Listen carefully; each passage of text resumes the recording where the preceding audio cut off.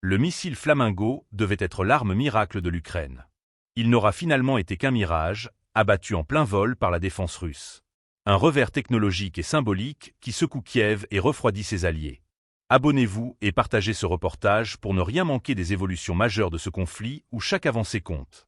Selon le ministère russe de la Défense, les forces de Moscou ont réussi à intercepter pour la première fois un missile de croisière ukrainien de dernière génération, baptisé Flamingo. Conçu avec l'aide d'experts de l'OTAN, cet engin représentait le joyau de l'industrie militaire ukrainienne.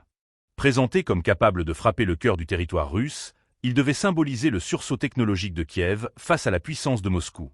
Mais cette démonstration de force a tourné court. L'annonce de son interception a déclenché une véritable onde de choc. Car ce missile n'était pas un prototype expérimental. Il incarnait plusieurs années de coopération militaire entre l'Ukraine et ses partenaires occidentaux. Pour Kiev, il devait marquer la fin de sa dépendance technologique et offrir une supériorité stratégique. Aujourd'hui, il symbolise plutôt les limites d'un programme militaire ambitieux confronté à la réalité du terrain.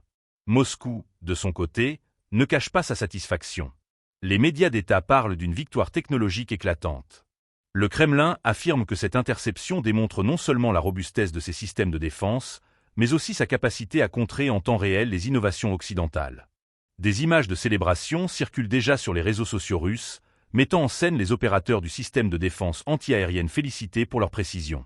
Selon les données communiquées, le missile ukrainien volait à environ 100 mètres d'altitude, une trajectoire basse censée lui permettre d'échapper au radar du système russe S-400.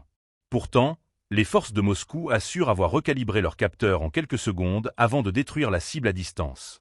Cette interception, réalisée à l'aide d'un système terrestre de nouvelle génération, serait la preuve, selon les stratèges russes, que leur technologie reste inégalée.